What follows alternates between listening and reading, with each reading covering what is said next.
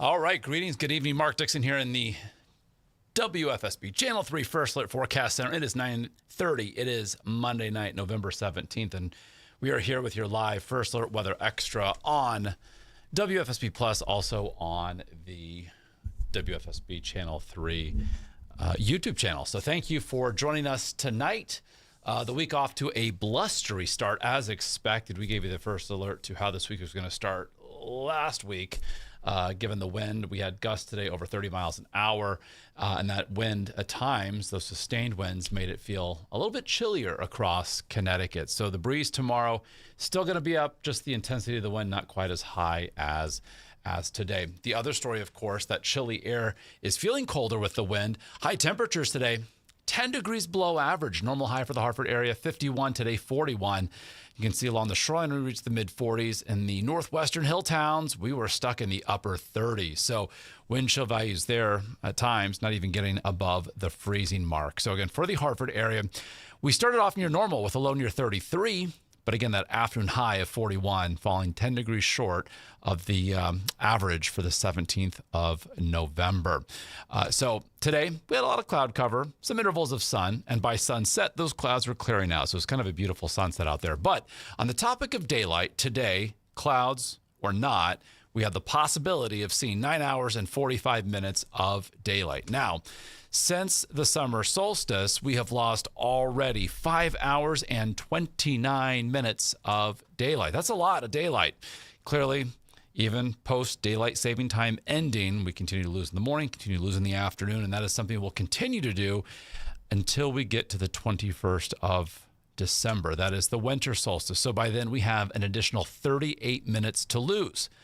But this also means, if you're counting, in 37 days, we will start gaining daylight. So we just have to get through just over a little bit more than a month from now, get to December 22nd, and we start gaining daylight. So at least a little something to look forward to there. In the meantime, tomorrow will be a bright day for our Tuesday. Lots of sunshine from when the sun rises to the wind to when it sets, and the wind won't be as big of an issue tomorrow. Still a bit breezy, but not as intense as today. So looking ahead to tomorrow night into early Wednesday, we have a disturbance that's going to pass by to our south as it moves offshore. Could come close enough to perhaps provide an isolated shower or two here in Connecticut. Latest modeling keeps us dry. I'll show you that in just a moment.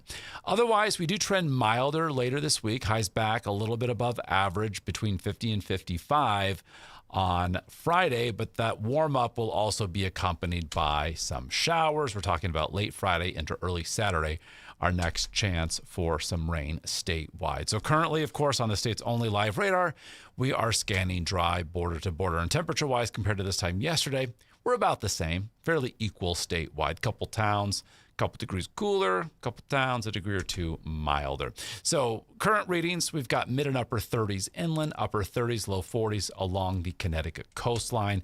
When you factor in that west-northwesterly wind, 5 to 10, 10 to 15 miles an hour, it's making it feel several degrees chillier, feeling like freezing in Groton, also Waterbury, some upper 20s coming in, wind chill values there in the northwestern hill towns. So when the wind is up, it will make it feel a tad colder. Looking live from Waterbury, we're at 37 degrees.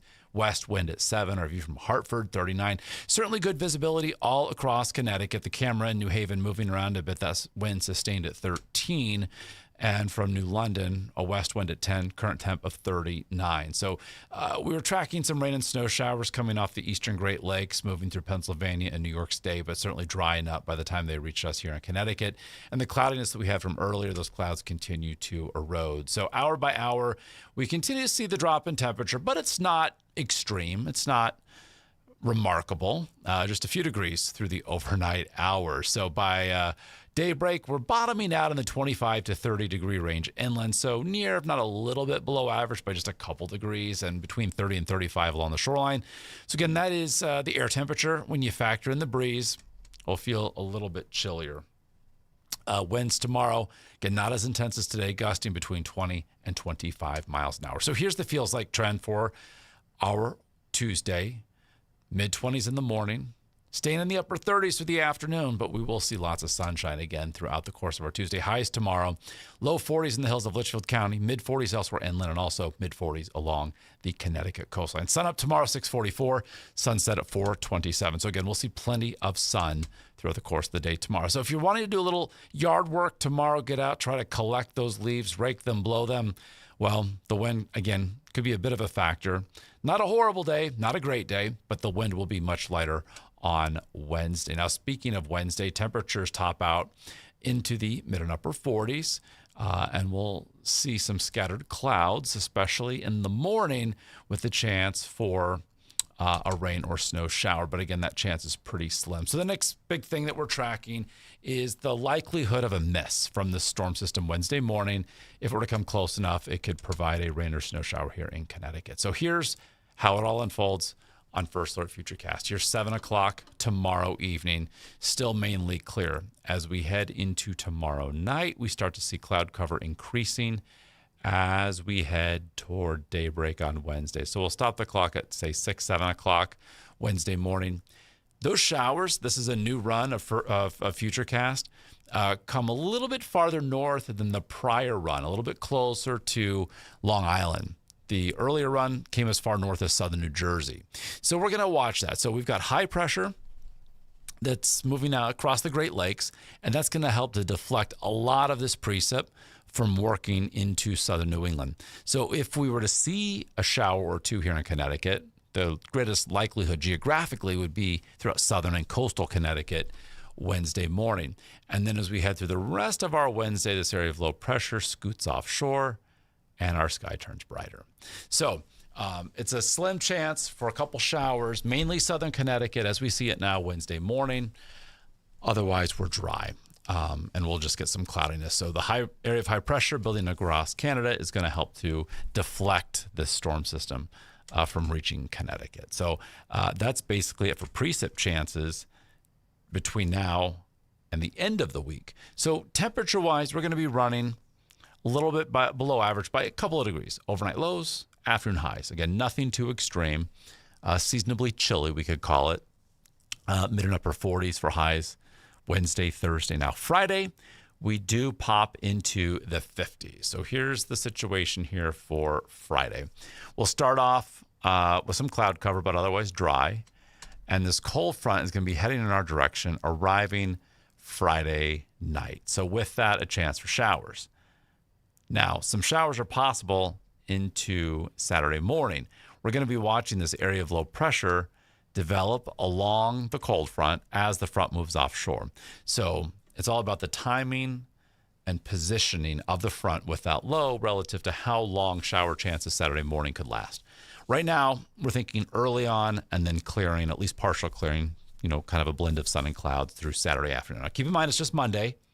Things could change, but as of late, things have been pretty consistent with at least that window, say late Friday into early Saturday for a round of showers. Does not look like it's going to be heavy rain. And behind this, temperatures drop a little bit, but not notably, not dramatically. High temperatures on Saturday, close to average for this time of year. In fact, on Wednesday, our average high for the Hartford area goes to 50. So we'll go a little bit above on Friday, then back to near normal on Saturday. And Sunday looks to be perhaps the better of the 2 weekend days. Highs low 50s, lots of sunshine, a calmer wind. And Monday of next week, we're forecasting highs to get into the 50 to 55 degree range. So all in all, a fairly quiet First Alert 7-day forecast.